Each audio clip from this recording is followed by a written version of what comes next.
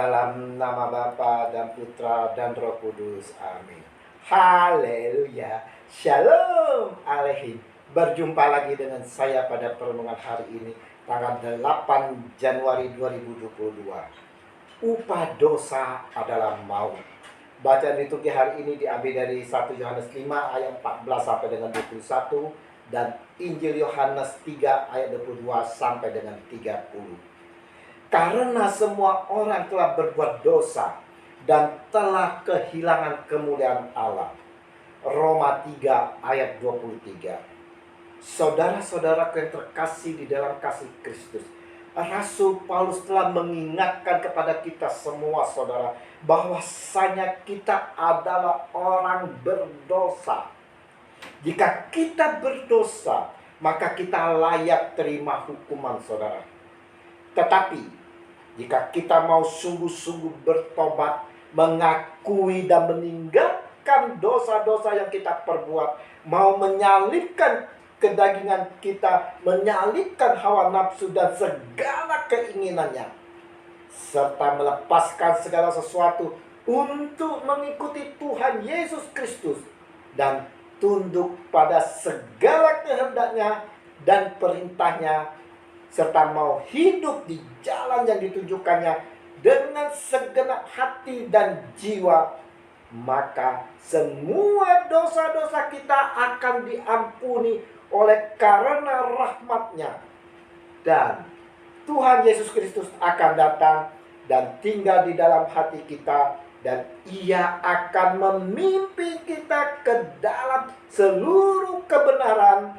Dan kebenaran itu akan memerdekakan kita dari hukuman dosa dan hukum maut, dari segala perhambaan dan dari segala perbuatan yang sia-sia, sehingga saudara-saudara kita dapat beribadah kepada Allah yang hidup dengan berhiaskan kekudusan, serta dapat menyembahnya di dalam roh dan kebenaran.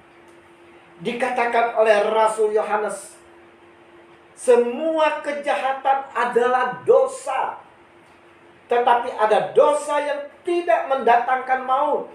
1 Yohanes 5 ayat 17. Saudara-saudara yang terkasih, walau tidak mendatangkan maut saudara, kita harus menjauhinya.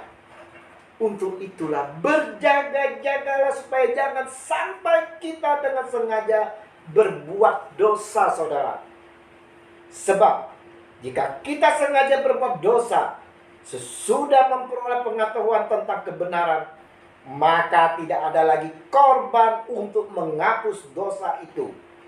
Tetapi yang ada ialah kematian yang mengerikan, dan yang mengerikan akan penghakiman dan api yang dahsyat yang akan menghanguskan semua orang durhaka. Ibrani 10 ayat 26 sampai dengan 27. Lebih lanjut saudara-saudara, Rasul Yohanes menasihati tentang hal ini.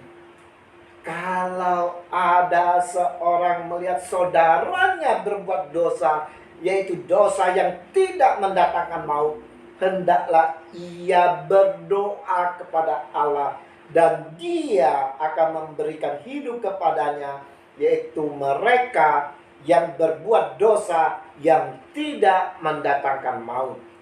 1 Yohanes 5 ayat 16. Kembali Rasul Yohanes sampaikan, ada dosa yang mendatangkan maut. Tentang itu tidak kukatakan bahwa ia harus berdoa.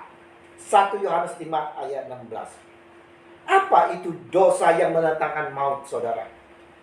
Dosa yang mendatangkan maut adalah orang-orang yang tidak mau bertobat dan percaya Yesus Kristus sebagai Tuhan dan Juru Selamat, yang terus berlanjut terus sampai akhir hidupnya. Tentunya hal demikian sudah pasti akan berujung pada kematian kekal, seperti juga menghujat Roh Allah, Roh Kudus, dengan menyaksikan kesaksian yang telah diberikannya mengenai Kristus dan Injilnya. Dosa yang mendatangkan maut juga, saudara-saudara, adalah orang-orang yang sudah tahu siapa Yesus, tahu tentang kebenaran tapi tidak mau menerima firman Tuhan, menolak kebenaran dalam hidupnya, maka orang-orang seperti ini masuk dalam kematian kedua, yaitu kematian kekal. Dosa yang mendatangkan maut juga, saudara-saudara, adalah dosa yang tidak mau mengampuni kesalahan sesamanya, sekalipun ia sudah tahu konsep pengampunan di dalam diri Yesus. Dikatakan oleh Yesus, saudara-saudara, karena jikalau kamu mengampuni kesalahan orang, Bapamu yang di sorga akan mengampuni kamu juga. Tetapi jikalau kamu tidak mengampuni orang, Bapamu juga tidak akan mengampuni kesalahanmu. Matius 6 ayat 14 sampai dengan 15. Saudara-saudara yang terkasih, Allah yang Maha Rahim menyatakan kebenaran dan kasih karunia-Nya kepada kita semua yang berdosa melalui anaknya Yesus Kristus, saudara. Melalui pengorbanan Yesus di kayu salib, maka terjadi kemerdekaan terhadap kita semua dan menjadi hamba kebenaran. Dan inilah kesaksian itu. Allah telah mengaruniakan hidup yang kekal kepada kita, dan hidup itu ada di dalam anaknya.